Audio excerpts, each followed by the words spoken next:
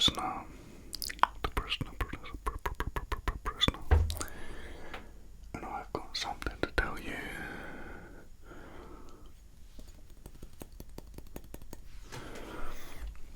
The Lord of ASMR has a Patreon. And if you go onto it, you can get 4 extra videos a month for just $3. I'd recommend it. I'd be on there myself if I could, but I'm in prison, so. Now I'm gonna tell you a little story about the last time I was in jail and how I escaped using a spoon, just like this one. And the adventure that I had along the way. Oh, it was an adventure, right? Got a lot more than I bargained for.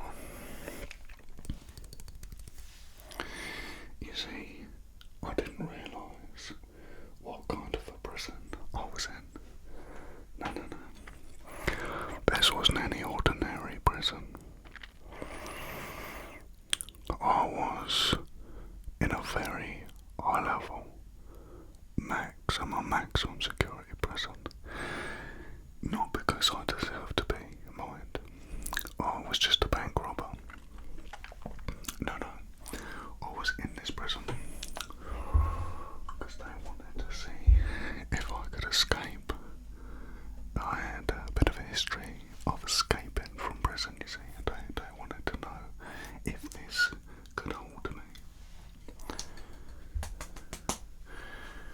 So I got to work with my spoon, my trusty digging device, and away I went.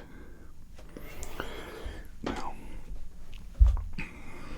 you might be thinking, well, why didn't they just make it so you couldn't dig out of the cell with a spoon? Like, solid concrete walls. Well, they did. But this ain't no normal spoon, my friend. No. It's not a normal spoon. This is a magical spoon. It's a magical spoon. Yep. And this can dig through concrete, steel, brick, you name it, wood. How did I get it? Well, that's another story for another time, but I'll give you the gist of it. I met a hooded and mysterious figure in a pub/tavern who basically asked me to do a little job for him, and this was my reward. Now, he told me it was solid silver, because I wouldn't have bought any of the magical stuff, and I figured a solid silver spoon, well, would be worth its weight in silver. But it isn't solid silver. It's actually an unknown metal. It is, however, magical, and it can do many magical things. But anyway, back to this incredibly maximum security prison that I had been placed in. Obviously, I had robbed a bank. I wasn't just there voluntarily. But as I say, this was not an appropriate prison to put someone like me in, because I hadn't done anything to that level, So, I assume that they don't know about the spoon, and I pull it out and I start digging, and it's going well. I mean, it's like digging through soft butter with this. It's not difficult. It's just really simple. I started after everyone had gone to sleep, and actually it usually gives me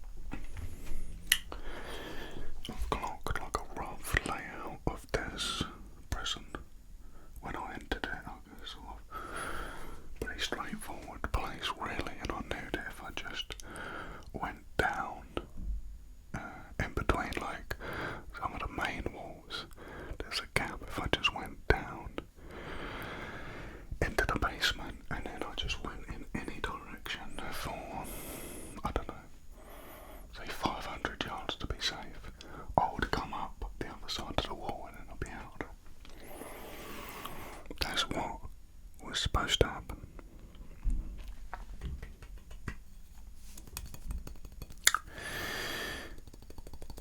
It's not what happened though. What actually happened was something so bizarre and mysterious I'll never forget it. So I go through the first wall, which takes me into like the main area where there's a lot of the pipes and stuff, and then it's the case of kind of shimmying down.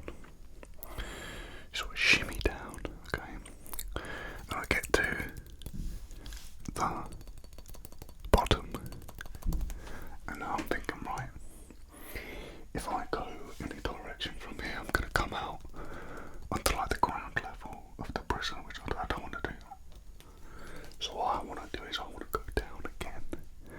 Yeah, I want to keep going down, and then make a turn, tunnel out, clear the wall, go up, straight forward, right? Doesn't really matter what direction, the whole place is surrounded by woods anyway. Not like gonna come up into someone's house. So I'm digging away with my spoon, I'm digging down.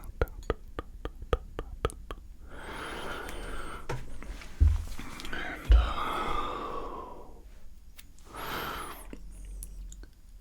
I climb into the hole, right? And then I figured I've dug about 40 foot, and I'm kind of shimmying down, like digging out, and like throwing it out, and like shimmying down, and making it a bit wider and digging it out, so that I'm really clear of the foundations of this wall. So I've got like this pit that I've dug, and now I'm going to start tunneling, right? So I start tunneling, and I'm moving along. I have to be careful. This spoon's very clever though, because it kind of makes a seal so it won't collapse around you when you dig. It like seals it off. It's magical. It's very clever. So I'm tunneling forward now, and I've got this pit behind me that goes up. Tunneling forward. I must go for about 100 yards.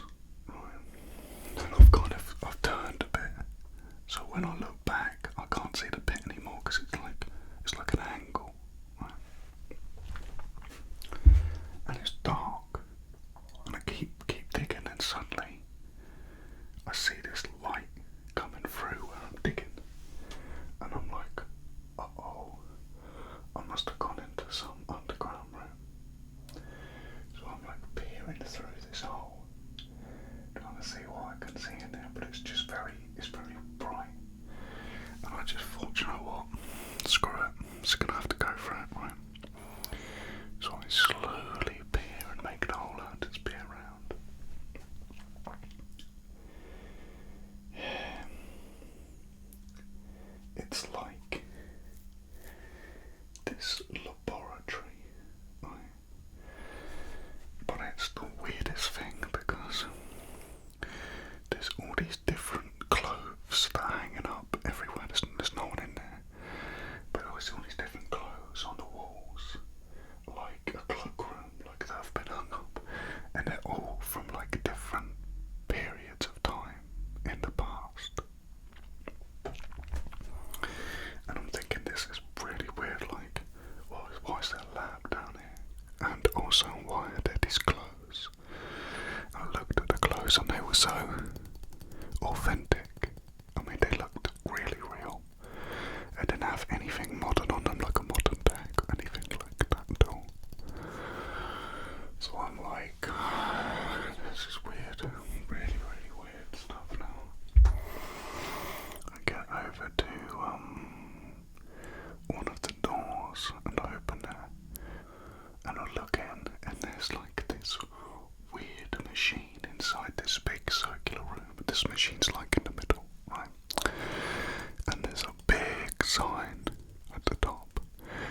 says, do not approach time machine when red light is lit. And I'm like, what the hell? Time machine. I'm thinking there's gotta be this has gotta be a wind up. There's gotta be. So I started like snooping around a bit, and I quickly realised that no one was there. They've obviously gone for the evening. But now I'm thinking those costumes make sense. Maybe they're people that came through that time machine. You know, where are they now? Why are they closed there? If they put them in modern clothes, what the hell's going on? It's just me and the spoon at this point. And I'm trying not to freak out, you know what I mean? So I'm like, I'm sort of snooping about a bit. I mean, really, I should have been just carrying on through the next wall, but I didn't know what I was going to find. And I was a little bit curious at that point. I was getting curious, I'll be honest with you. I was getting very curious. So I started looking, like rummaging through some drawers and stuff, seeing if I could find anything that could tell me what was going on here. And then I find this document, and it said, this book, sorry, and it said logbook. So I opened it,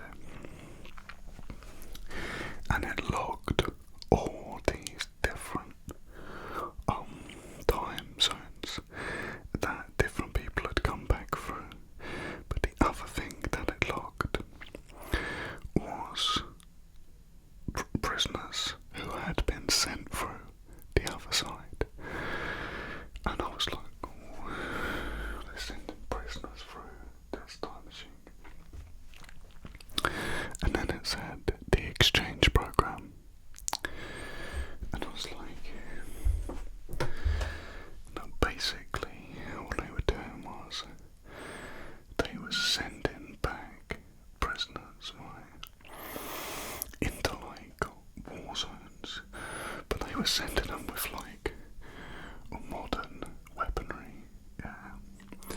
And in exchange they would send back like people of importance, certain scientists, certain academics through. And there was like some kind of study group. It was like these scientists in our time, they wanted to pick their brains, they wanted to learn about the past from them. It was like interesting to them, you know, to have a conversation with someone from the 1500s or 1,000 years ago or something. It was like really exciting for them to be able to do that. But they wanted to offer something in exchange, and they wanted to get rid of these prisoners as well. So they were sending these maniacs through into like open warfare with modern weaponry, and just they'd end up dying in battle, because it was crazy. The people back then were happy about it because it was helping them with the battle, and then all they had to do was like send through one of their academics so that our academics could sit down and have dinner with them and ask them questions like it was some kind of game. It's the weirdest thing. I mean, I get it. Like, I get it in the sense of I'd want to have a conversation with someone from the 1500s. I'd find that interesting because you can read about it, but to be able to actually talk to them and study their mannerisms and ask them about their life and how people lived back then from a first-hand account would be interesting, you know.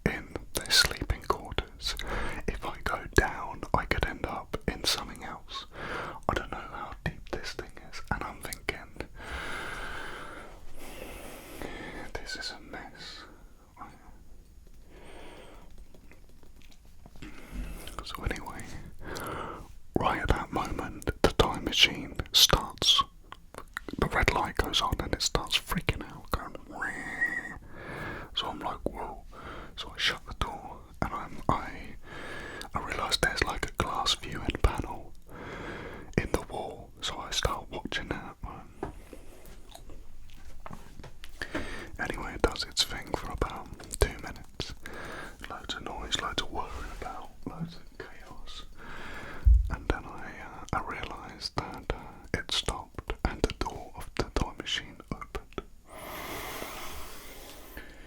And this scientist who looked like he was from our time, he comes out, right, and he's got like this. He's got like this. I don't know. I suppose it was from like the Tudor period. He's got the tights and the feather and the hat and you know, like the bushy jacket on. And I think he was like Henry VIII's advisor, one of his advisors. And they're being very civil, and they come in and they sit down, and like he offers them food and drink, and this advisor's like really interested in the laboratory, and he's like all wide-eyed, as you'd expect. And I'm just like, what the hell? This is so crazy. Like, trying to imagine actually seeing this. I'm freaking out. I'm just like, what the hell is going on here? Anyway, I didn't mean to, but I stepped back kind of in amazement by everything, and I like knocked a cup off the side, and it made quite a loud noise because it smashed on the floor, and both of them looked around like that, straight at me, and I was like, ah! So I just ran backwards and hid. They came bursting through the door. The advisor didn't really know what to do. He was just kind of like still blown away by everything. But the scientist was actively pursuing me, trying to find me in this big laboratory, and I'm like hiding behind these different tables and stuff. I'm trying to stay low.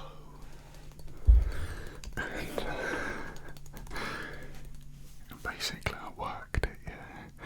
Where as he moved round, I moved round, and the advisor was like following him. And they like moving round, I'm moving round. Because then it dawned on me, I was like, hang on a minute. What if I used a time machine to take me back to before they put me in here? And before I robbed the bank, because I know I'm not going to get away with it. So all I had to do was figure out how to use the time machine. Right, so as we're circling round, he's there like at the back, and I've nipped around to the front, right? So now I'm by the door that they came out of, and they're on the other side of the room trying to find me. I hit the lights, so it's pitch black, apart from a little bit of light coming through. They're like, what? I run through the door into the time machine room,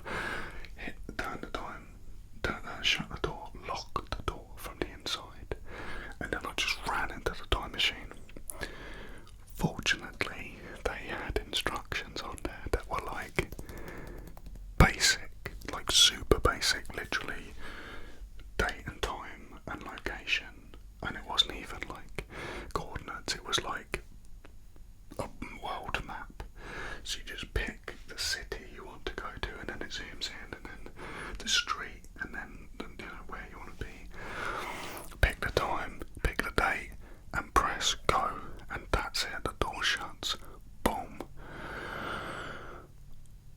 Everything went like fuzzy and black, and I couldn't see anything, and it was really dark. Everything went like really fuzzy and dark, and I couldn't see anything. And then the next thing, I just woke